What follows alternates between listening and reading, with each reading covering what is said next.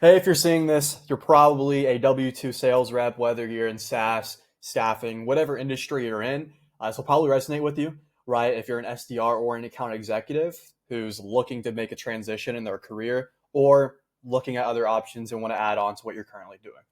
Okay, so why should you even listen to me before I kind of give you the value, the sauce in the first place?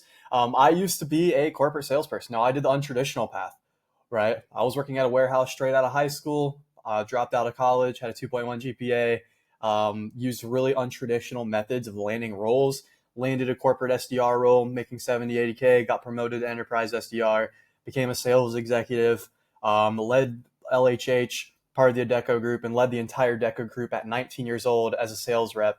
The global team did $8 million in pipeline in like 6, 9 months or some crazy shit like that. Okay, so I kind of know what I'm talking about when it comes to actually having a background in it. But I made that transition into the high ticket space. I now live in Thailand. Met a lot of 7 and 8 figure founders that you're seeing here. Even business partners now with Chase Hughes, CEO of Pro AI, and I was able to make those connections and hit 17K in a single month recently, simply because of the fact I made the transition into the info/high ticket space. Okay. Now, here's the honest to God reality of being in W2 and corporate sales. You have a stupid amount of internal meetings. I remember wanting to pull my damn hair out with like, dude, why are we going to all these meetings? They're ridiculous. They're so redundant. They make no sense. We're just having them so it looks like we're doing something. This company moves slow as hell. All right. Even though we're killing it as a group, it's still moving slow. Okay. You're also using shitty sales tactics. Now, don't get me wrong. You'll definitely build up a solid foundation in corporate sales, but like you don't really eat what you kill. So most people don't even really try to get outside of their script and the outside of the bubble, and they're really reliant on industry knowledge and what they're being told to say. So your sales tactics suck. Most of the corporate salespeople I worked with, including myself, were not that fucking good. All right. So you're also doing a lot of cold calling and outbound emails, which is different than what you'd be doing in the high ticket space. I don't cold call or do outbound at all unless I'm selling my own shit. But that being said, you don't have to do that anymore. Okay. Everything's warm. You also have a capped income. You have your OTE, your base salary, and they're constantly upping it on you and making each one of your meetings or each one of your, whatever the hell you're generating less valuable. Okay. It's a non-business minded environment. I don't even know if I spelled business right here. I'm kind of stupid and I'm still doing this, right? But non-business minded environment. What I mean by that is these people aren't really entrepreneurial. Okay. Most of them are just like, I'm fine with a dead end job. I'm fine with coming here, being in the sales role, coasting by, working off my book of business. And a lot of them don't want to be doing their own thing. They don't want to have to grow their own shit. And that's fine, even if you're that way. But that being said, even if you are trying to be a sales rep and just maximize what you've got for your family and not trying to build your own business and take on that risk, that's okay. But there's better ways to do it than relying on your one role and your one employer who basically controls your life, right? Especially if you're working in an in-person sales role, your whole life is dictated on that employer. You see what I'm saying? Where you pick your house at, oh, I want to be close to my job, what school your kids go to, et cetera, et cetera, et cetera. It's literally all dependent on that one job. So we want a little bit more freedom, being able to be remote, go where you want to go, and have multiple options as far as income. And there's just weird ass politics and passive aggressive behavior. You probably see it within your team, and it bleeds into LinkedIn. A lot of these people are just weird as hell and super passive aggressive. It's then not really my vibe. I like people who keep it real, get about with me, and are very honest. Keep it blunt. We want the truth. We don't want to beat around the bush. We're all grown adults here. Okay, and then once again, no growth opportunities, kind of dead ends, right? Especially if you want to do your own thing or have something on the side, it's very hard to do that whenever you have a chill ass job where there's not really much room to go. All right. So enter in high ticket sales. This is what changed my life to where I didn't have to do any of this bullshit anymore. Okay, so the difference between W2 and high ticket sales, just put it simply, rather than selling for a major corporation, a software company, staffing company, whatever industry you're in, you are now going to be selling for independent influencers, right? So the people you see online selling courses, coaching programs, info products, those people, you're going to be selling their shit and you're getting a fat percentage of it. I had an offer. I was getting 20% of the sale, multiple $1,000 ticket. I had days where I made 2K in a day, right? And then you're not getting that really in corporate sales. on a routine basis. I had people on my offer making 40K a month. I know kids who are in their 20s making six figures a month off of this shit. Okay, you're not seeing that in corporate sales at all. Maybe at the FANG companies, the top enterprise reps are doing that, right? But like, come on now. Do you really want to wait that long to be able to do that? So that being said, throwing that out the window, really what you're going to be doing is working with these small independent creators, and they're much easier to get your foot in the door to work with, especially if you have a corporate sales background and you come across as professional. A lot of your competition are going to be little ass kids, such as myself, right? No, I'm kidding. Not a little ass, not anymore, guys. But you're going to be competing against a lot of young people.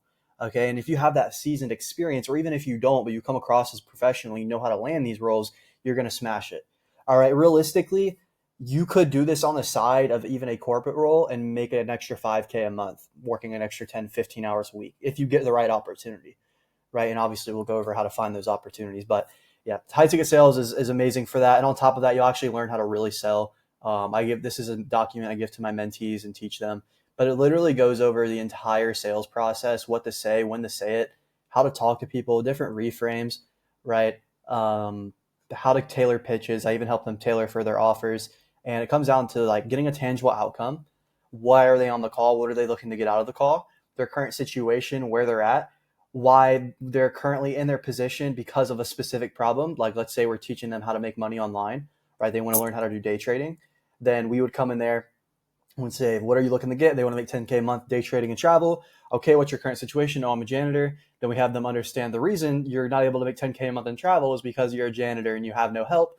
And then we get into, finding their beliefs that are underlying that's kept them in their same position. We help them understand that those beliefs are the reason you're in your position in the first place. We have them shift their beliefs.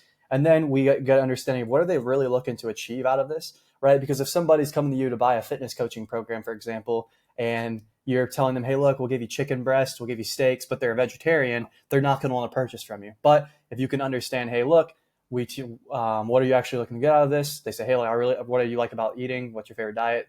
They start telling you all this vegetarian stuff. Whenever you give them a pitch, we say, hey, look, we'll help you lose XYZ weight using a vegetarian diet. Understand that's something you like, and you kind of tailor your pitch, right? So that's the ideal criteria stage, and then you go in the future pacing. What does it look like when you achieve XYZ goal? As far as financial, what does that have an impact on your life? How would you feel about that impacting your life?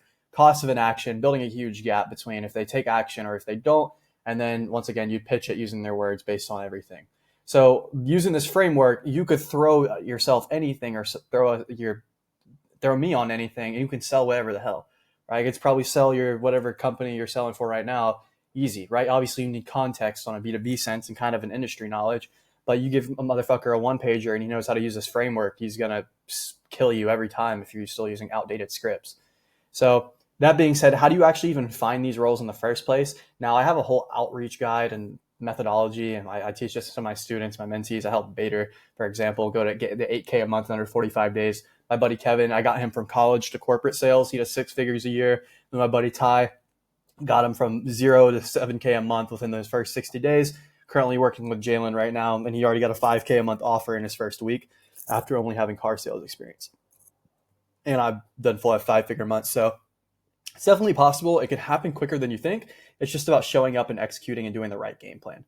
Okay, so obviously for landing a role, you can do Upwork and freelance sites. So you see here, there's multiple roles posted, right? And a lot of these, so we're saying 2 to 5K a month, 7K a month. You can do these part-time alongside your W-2.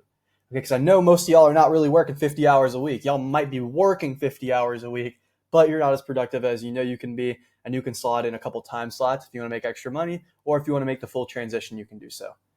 Okay, then here's some more roles. This is for another company, a software company that's in W-2, not a W-2, but a freelance role, 20 to 35K a month, 15K to 25K is a damn SDR, which is ridiculous. Here are some more, 10 to 15K a month as a closer, 3 to 5K as a setter. And then obviously you can do the good old LinkedIn, and then there's a really good one, Well-Found. If you want to get in the software sales, you could do it this. This is not really for high ticket specifically, but I still have this on here because I know some of you just want to have better opportunities. All right. So then there's the cold outreach method where you go on YouTube and you look up people who are selling a trading offer, crypto, fitness. You analyze their traffic, find their email and Instagram. You send them a personalized video like this. We obviously teach this inside of the program. Then they want to work with you. Okay. And this is kind of a template of what you would use. All right.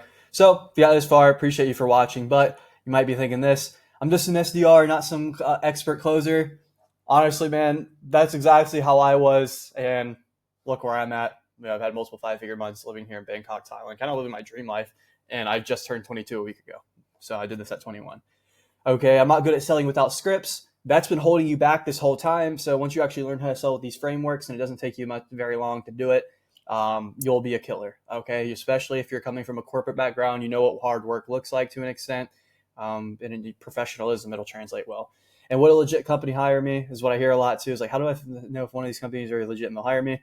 If you've worked in corporate, you'll know how to vet companies, one, and then two, if you have a real good background, they'll bring you on, and obviously I help with that. I need a base salary to feel safe.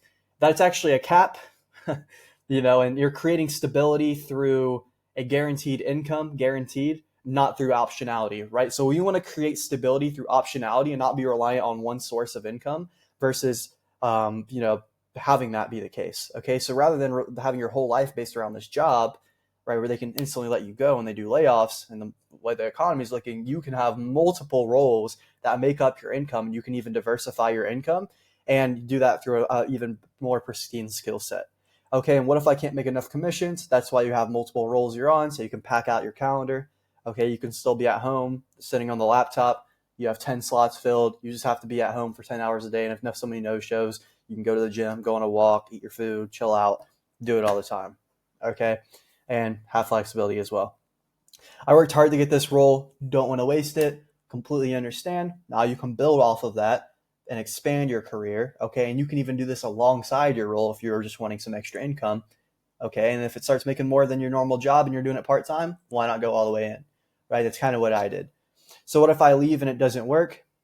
That's when people say, what if you feel a failure, right? It's one of those things where it's like, if you do the actions necessary and you make it impossible for yourself to not fail, then inevitably you'll see success. If you do the inputs that the other person did, you'll end up getting the same results as them, right? Then obviously I help out my students with this. For when stuff feels risky, I need a real paycheck. This is a real paycheck.